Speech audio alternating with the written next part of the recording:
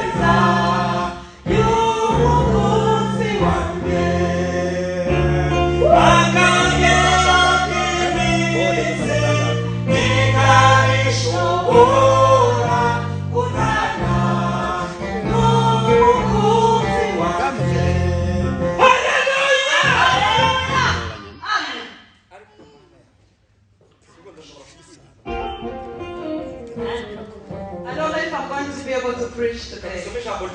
Let's read the word of God. Al-Fasad, you please help us. Get ready to read. You know, I only use one Bible verse. So please help me to read the word of God.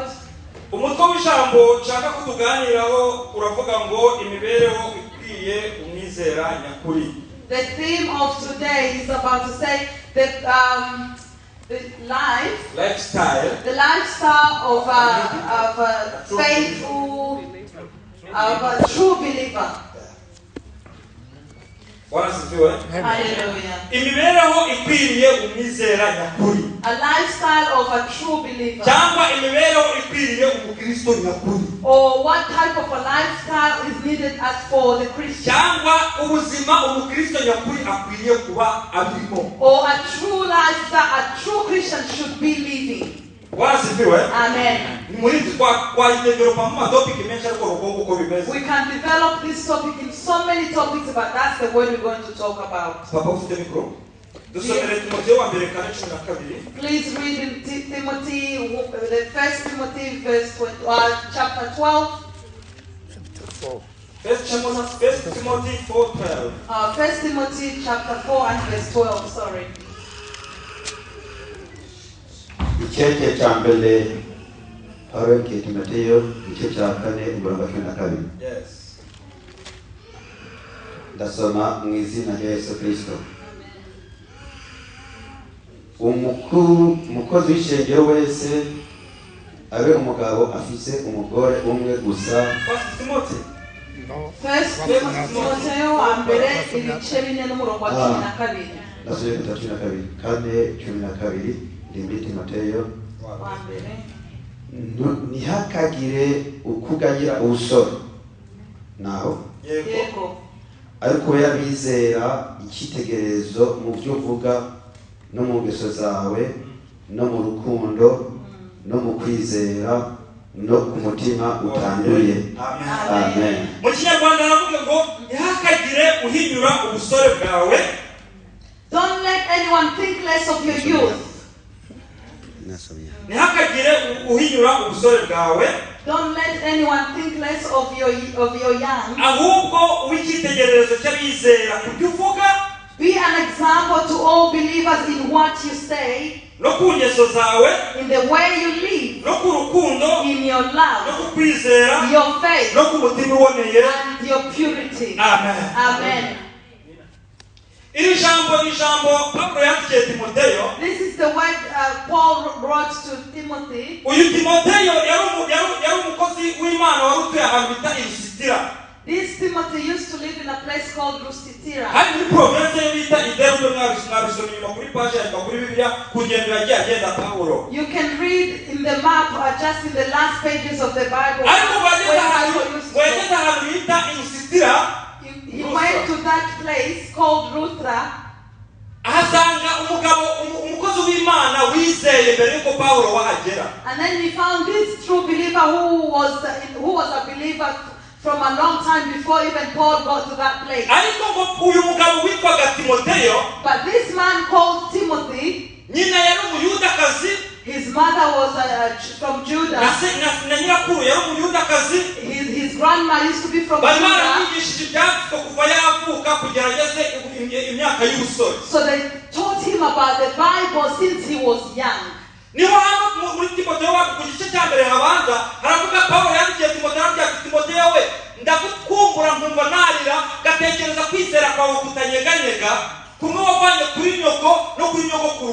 That's why in the first Timothy the Bible says, Timothy, I always miss you when I remember about your love from where you learned from your mom and your grandmother. Amen.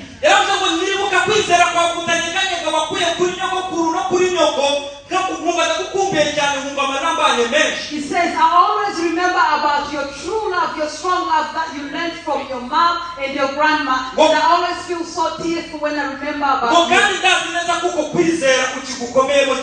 And I am very sure that you are still standing in that faith. Amen.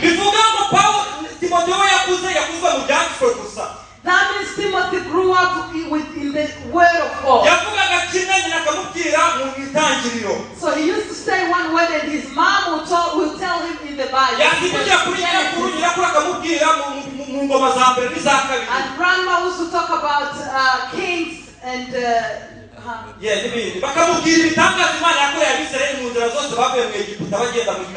they would tell him every miracles that they've seen in the Canaan.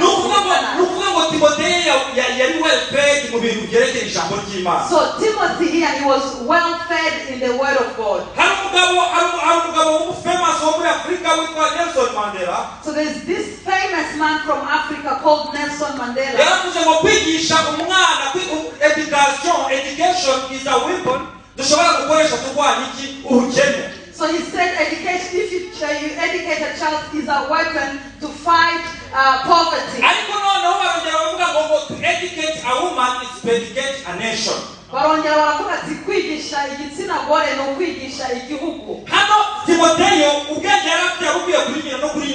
So this wisdom that Timothy had was from her mother, his mother, and his grandmother. Because Timothy was not from Judah. And people from Judah used to be circumcised. As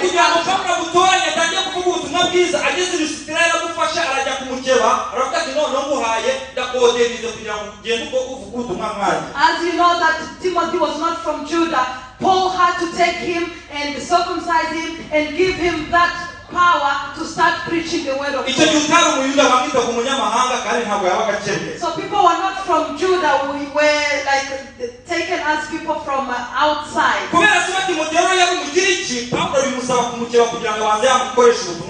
Because Timothy's father was a Greek, Paul had to circumcise Timothy so he can start preaching the gospel. As he used to lecture him, he gave him a lot of teachings. If you read 1 Timothy and 2 Timothy, you can see all the mentorship that Paul gave to Timothy.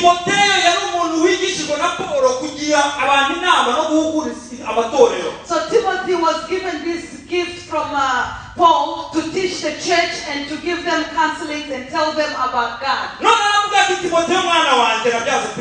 And they said, Timothy, the child that are born through the word of God.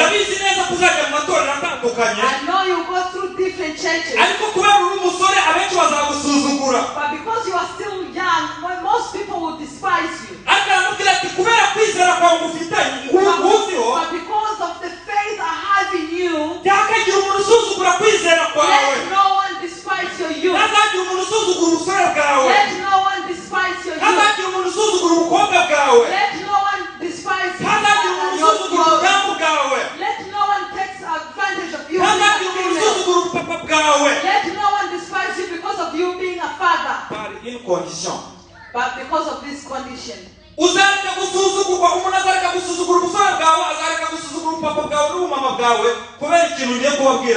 People will not despise your youth, your fatherhood, your motherhood, just because of the condition that I'm about to tell you. So he says, Timothy, my child in Christ, though you are still young, let no one take less of your youth. But please be a good example of the true believer. Be a good example of true believers. So how are you going to be a good example? Be a good example in what you say, in your doings, in your love, in your faith, and in your purity, your clean hands. Amen.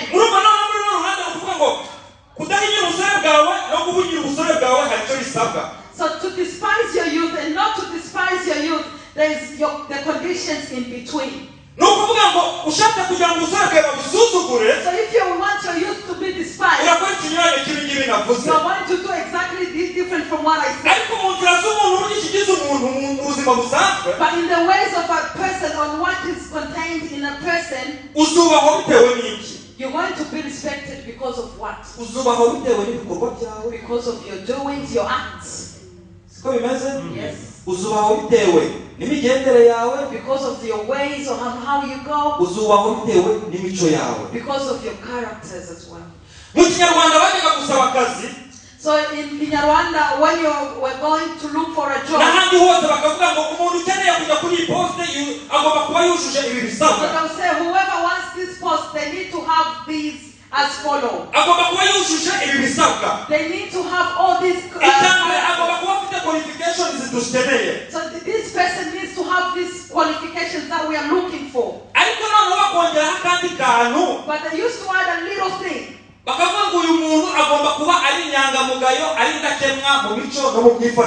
And this person needs to have a good reputation in how he talks and how he lives with other people.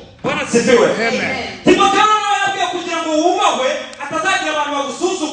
So Paul told Timothy, for you to be respected and not people to despise you, let your ways be right. Amen. Let your actions be the right ones. Let your characters and attitude should be the good ones. Our action may let people know who we are.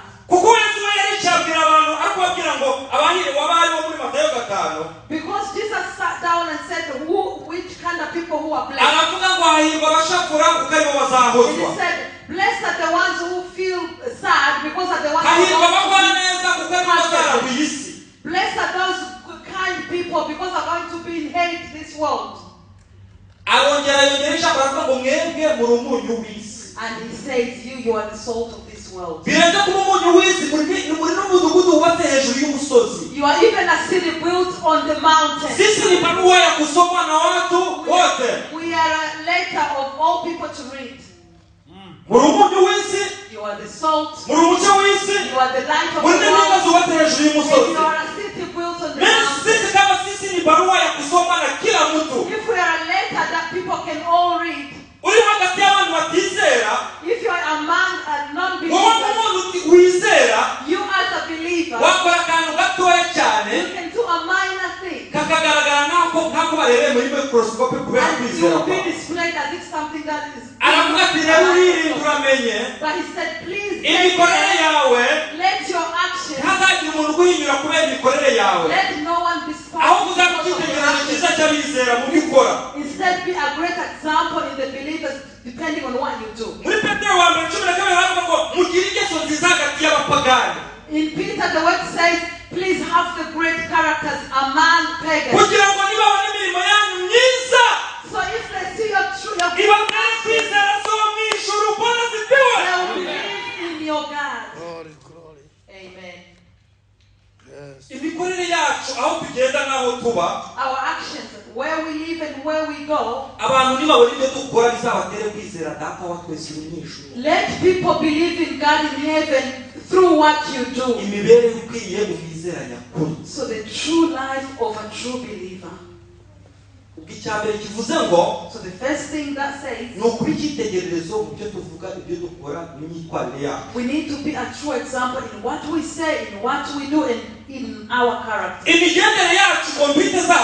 Our ways of doing things, they reflect of who we are. There's an American man, he said, your aptitude, attitude na altitude. Bivuze ngo kugira ngo ikigaragaza uriwe. So things to show who you are. Ntabwo ari gishobora gukora byihuse. It's not what you do directly. Aho cyereka n'uburyo ubikoramo. But what shows who you are is the ways you do it. Yaravuze ngo niba mu cyongereza neza, it's not your aptitude that determine your attitude, but your attitude. Do you understand? Ntabwo ubushobozi bwo gukora ibintu ntabwo ariko bushobora kukugeza aharengeye, ahubwo uburyo ubikoramo nibwo bwakugeza aharengeye. So the power of what you can do is not the one that determines where you are going, but how you do it determines where you're going. So in a simple way, so he says the beauty of a daughter can take them to the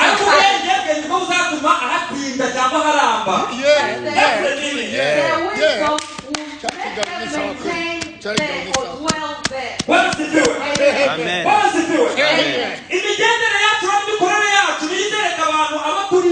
So the way we walk and the way we do things, we show other people who we are. So Paul told Ephesians, be careful on how you go. Don't go like people without wisdom, but go with like people who have wisdom. And please use your time wisely because our days are bad. And keep searching for the things that can make God happy. Glory. Hallelujah. Amen. Yes, Umukristo. Umukristo nyakuri n'umukristo ushobora gushakashaka akamenya icyo Imana yishimira ngo nikihe. A true Christian is that can search everywhere and see what pleases God. Bwana sifiwe. Amen.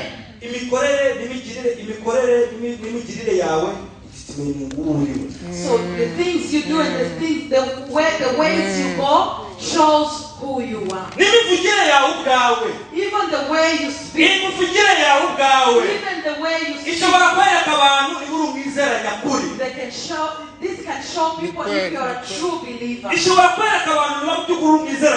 can show people if you're a true believer.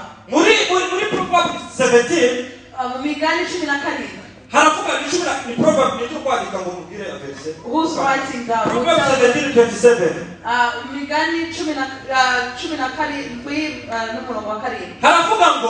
The Bible says, even a madman,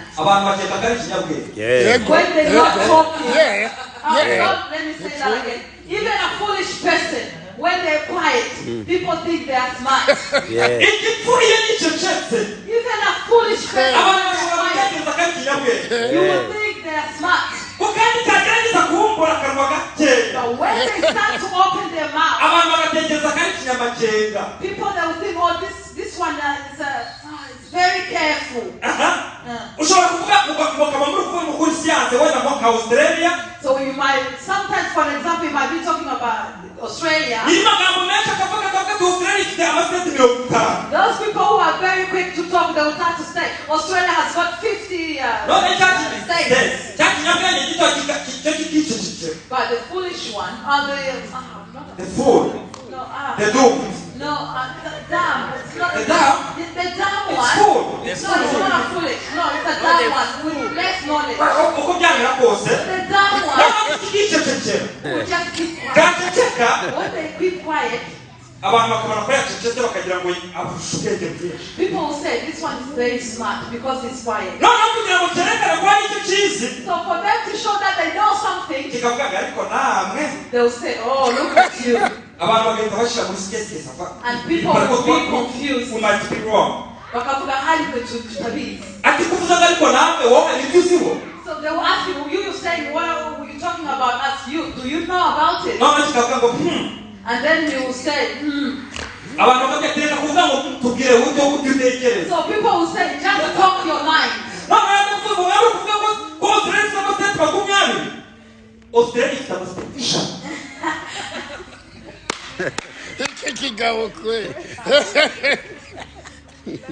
So you guys are talking that Australia has 20 states.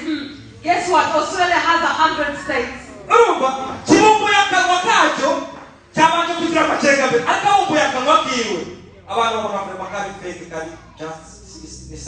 So that low-minded person just opened their mouth and everyone knew, like, yes, they're low-minded. Amen. Solomon said, Ecclesiastes 5,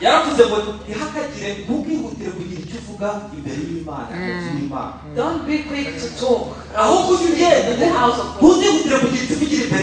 Please don't be quick to talk. Please be careful and let your words be few. The way you speak will show the Christian, the type of believer you are. Amen.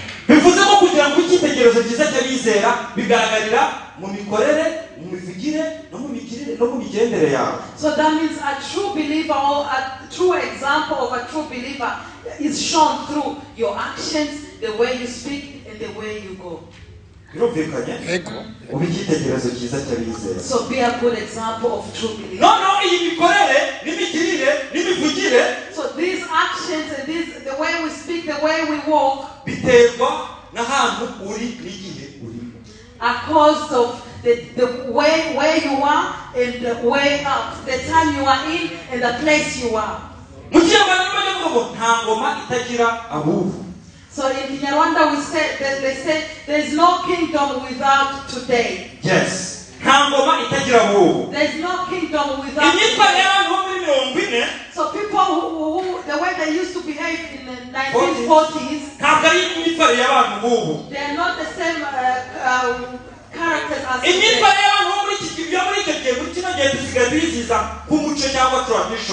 So the way they used to do back home, back then, is the same way we take it as our traditions today. Alpha Podi said, so it's an artist from Africa.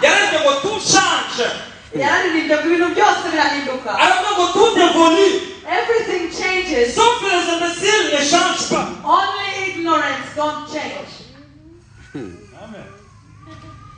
Tout change, tout évolue, sauf les imbéciles ne changent pas. All change, all become new, only ignorance don't change. Bivuze niba ari ibintu bihinduka, ibintu n'abantu barahinduka. So that means if things change, even people change. Ibintu n'abantu birahinduka. People and things change. Udahinduka n'umwe n'uwo twizeye wenyine. The only one who never changes, the one we believe in. Nukuvuga ngo n'imivugire yawe ihindutse. So if your way of speaking changes, imikora yawe igahinduka, and your actions change, ibyo uvuga bigahinduka, what you speak change, twebwe ntabwo tugendana na kalenda y'isi mu guhinduka. we do not walk as the earth calendar. Ahubwo tugendana na kalenda uburyo Imana yatubwiye ngo tugende muri constitution. But we change according to the word of God. Haba ari abantu bo muri 40, In people who live in the haba ari family, abantu bo muri 1, people in the first haba ari abantu bo muri generation, 5, imigendere yacu yose iba determined by this Bible. our ways of going are determined by the Bible.